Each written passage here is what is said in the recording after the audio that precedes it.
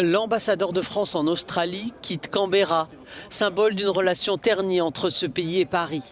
Le gouvernement français ne décolère pas après la décision australienne de renoncer à acheter les sous-marins commandés à la France et de conclure un nouvel accord avec les États-Unis.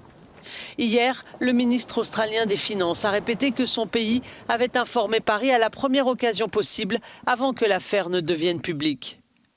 Il y a eu mensonge, il y a eu duplicité, il y a eu rupture majeure de confiance, il y a eu mépris.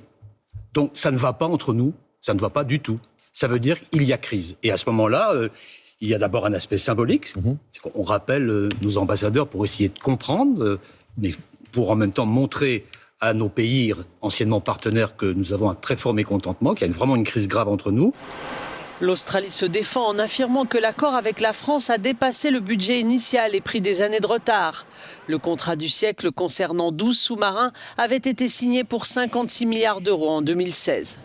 Mais Washington, Canberra et Londres ont annoncé mercredi un partenariat stratégique pour contrer la Chine, AUKUS, incluant la fourniture de sous-marins américains.